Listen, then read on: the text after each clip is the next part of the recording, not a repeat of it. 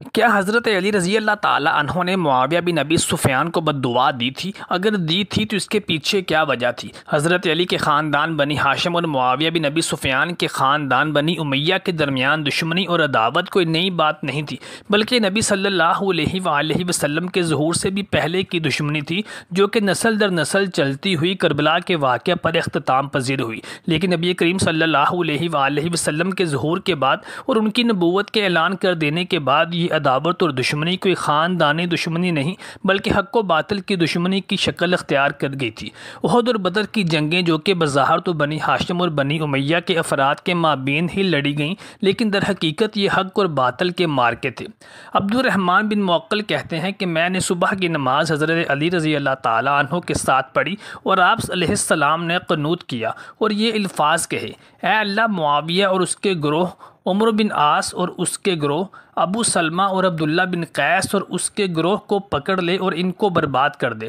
پھر آپ نے فرمایا کہ مجھے اللہ تعالیٰ کے ہاں امید ہے کہ صفین اور جمل کے مقتولین جو ہمارے ہاتھوں قتل ہوئے ہیں اور جن کے ہاتھوں ہماری فوج کے سپاہی شہید ہوئے ہیں، اللہ تعالیٰ سے امید کرتا ہوں کہ اللہ تعالیٰ ان کو معاف فرما دے گا۔ پھر میرے اور معاویہ بن ابی سفیان کے درمیان فیصلہ ہوگا۔ یعنی حضرت علی رضی اللہ تعالیٰ عنہ نے جنگ جمل اور جنگ صفین کے اپنے مخالفین کے لیے تو اللہ تعالیٰ کے ہاں مغفرت کی امید رکھی اور دعا کی، لیکن معاویہ بن ابی سفیان کو اللہ تعالیٰ کے حضور پیش ہو کر ان سے اپنا حق اور جواب لینے کے بارے میں ارشاد فرمایا۔ آپ نے معاویہ بن ابی سفیان کو معاف نہ کیا۔ اس ضمن میں ایک ضعیف راوی ابن جوہری حضرت عمر بن عبدالعزیز رضی اللہ تعالیٰ عنہ کی نسبت سے ایک روایت لے کر آتے ہیں جس کی کوئی صحیح سند موجود نہیں، لیکن یہاں بیان کرنا ضروری ہے۔ وہ کہتے ہیں کہ مدینہ میں ایک شخص نے عمر بن عبدالعزیز رضی اللہ تعالیٰ عنہ سے معاویہ بن ابی سفیان اور حضرت علی رضی اللہ تعالیٰ عنہ کے درمیان ہونے والی جھڑپ اور عزل کے بارے میں دریافت کیا،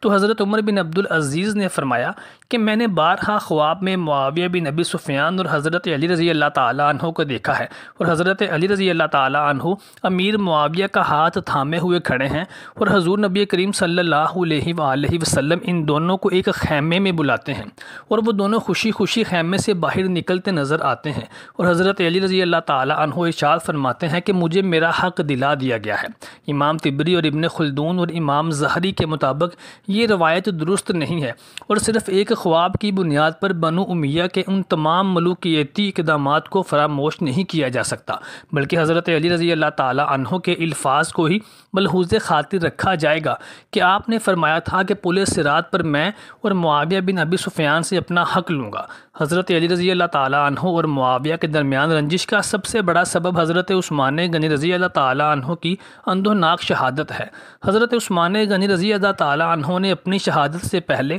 امام علی رضی اللہ تعالیٰ عنہ کی طرف قاصد بھیجا تاکہ ان کی جان بچائی جا سکے، لیکن حضرت علی رضی اللہ تعالیٰ عنہ کوشش کے باوجود حضرت عثمان غنی رضی اللہ تعالیٰ عنہ کی مدد کے لیے نہ جا سکے، کیونکہ محاصرین نے حضرت علی رضی اللہ تعالیٰ عنہ سمیت اور بھی بہت سے صحابہ کرام علیہ اجمعین کو گھروں میں نظر بند کر کے ان کا محاصرہ کر رکھا تھا، اور یوں سیدنا عثمان غنی رضی اللہ تعالیٰ عنہ کی مظلومانہ شہادت ہوئی۔ شہادت عثمان غنی کے بعد مدینہ منورہ کے حالات بہت پرآشوب اور پرفتن ہو چکے تھے۔ پورے اسلامی نظام پر بلوائیوں اور باغیوں کا قبضہ تھا۔ اسلامی حکومت کا شیرازہ سیاسی طور پر بکھر چکا تھا۔ ایسے حالات میں صحابہ کرام علیہ اجمعین کی ایک جماعت حضرت علی رضی اللہ تعالیٰ عنہ کی بارگاہ میں حاضر ہوئی اور ان سے خلافت کا بار گراں اپنے کانوں پر اٹھانے کی درخواست کی۔ حضرت علی نے ان سے معذرت کی تو انہوں نے بے حد اصرار کیا، تو حضرت علی رضی اللہ تعالیٰ عنہ نے یہ خلافت کا بار گراں اٹھانے کا فیصلہ کیا، لیکن معاویہ بن ابو سفیان نے مطالبہ کیا کہ جب تک قصاص عثمان یعنی حضرت عثمان غنی کا بدلہ نہ لیا جائے گا تب تک حضرت علی رضی اللہ تعالیٰ عنہ کی خلافت کو قبول نہیں کیا جائے گا۔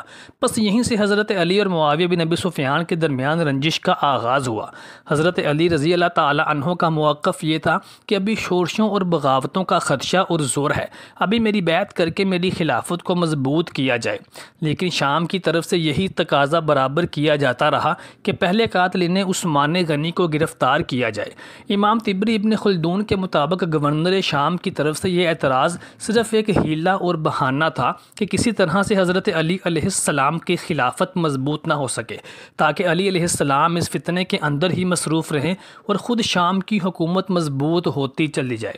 یہ سب ایک سازش اور بہانہ تھا۔ حالانکہ جب سیدنا عثمان غنی رضی اللہ تعالیٰ عنہ کے گھر کا محاصرہ کیا گیا اور حالات اتنے پرآشوب ہو چکے تھے، تو معاویہ بن ابی سفیان نے شام سے سیدنا عثمان غنی کی حفاظت کے لیے فوج کیوں نہ بھجوائی، اور اس بات کو تقویت تب بھی ملتی ہے جب حضرت امام حسن علیہ السلام نے معاویہ بن ابی سفیان کے ساتھ صلح کی، پر آپ نے اس شرط پر صلح کی تھی کہ قاتلین عثمان کو گرفتار کر کے ان کو سزائیں دی جائیں گی، اور معاویہ بن ابی سفیان اپنا جانشین بھی مقرر نہیں کریں گے، لیکن ان میں سے کوئی ایک بھی شرط ایسی نہیں جو معاویہ بن ابی سفیان نے پوری کی ہو، جو کہ اس بات کا اشارہ ہے کہ معاویہ بن ابی سفیان کا حضرت علی کی بیعت نہ کرنا محض اپنی حکومت کو کھو دینے کے خدشے کے پیش نظر تھا۔ قصاص عثمان غنی کا بہانہ بنا کر حضرت علی کی خلافت کے منصب کو مکمل طور پر نبھانے نہ دیا گیا۔ جب امام حسن علیہ السلام نے خلافت ایک مصالحت کے تحت معاویہ کو مکمل طور پر سونپ دی، تو اس کے بعد بھی کئی سال تک معاویہ بن ابو سفیان کی خلافت قائم رہی،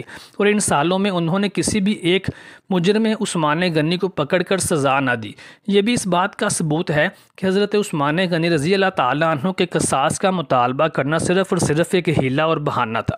کوفہ کی مسجدوں کے ممبروں سے حضرت علی علیہ السلام پر لعنت کروانا بھی معاویہ بن ابی سفیان کے دور سے شروع ہوا، جو کہ عمر بن عبدالعزیز کے دور تک جاری رہا، جبکہ جنگ جمل اور جنگ صفین کے دوران جب حضرت علی رضی اللہ تعالیٰ عنہ کے شیعان نے امیر معاویہ اور اہل شام پر لعنت کی، ان کو بددعا دی، تو حضرت علی رضی اللہ تعالیٰ عنہ نے ان کو روک دیا اور فرمایا کہ میں تمہیں اس کی ہرگز اجازت نہیں دوں گا کہ تم اپنے مخالفین کو بھی لعن طعن کرو یا طعن و تشنیع کا نشانہ بناؤ، لیکن حضرت علی رضی اللہ تعالیٰ عنہ پر اور اہل بیت اطہار پر طعن و تشنیع کرنا اور لعنت کروانا یہ بنو امیہ کی نمازوں کے خطبات کا حصہ تھا۔ رسول خدا صلی اللہ علیہ وآلہ وسلم نے ارشاد فرمایا تھا کہ بنو امیہ سے ایک شخص ایسا ہوگا جو میری سنت کو تبدیل کرے گا۔ اس حدیث کی شرح میں امام ظہری فرماتے ہیں کہ کھڑے ہو کر خطبہ دینا معاویہ بن ابو سفیان نے ہی شروع کیا تھا، اور ان کے دور سے یہ کام شروع ہوا، کیونکہ معاویہ بن ابی سفیان کا پیٹ بہت بڑھ گیا تھا اور کھڑے ہو کر خطبہ دینا ان کے لیے ممکن نہیں تھا۔ چنانچہ معاویہ بن ابو سفیان نے پہلی بار بیٹھ کے خطبہ دینا شروع کیا، جو کہ نبی کریم صلی اللہ علیہ وآلہ وسلم کی مبارک سنت کو تبدیل کرنے کے مترادف تھا۔ محترم ساتھیو، اللہ تعالیٰ سے دعا ہے کہ اللہ تعالیٰ ہمیں حق بیان کرنے، حق کو سمجھنے، اس پر عمل کرنے کی توفیق عطا فرمائے۔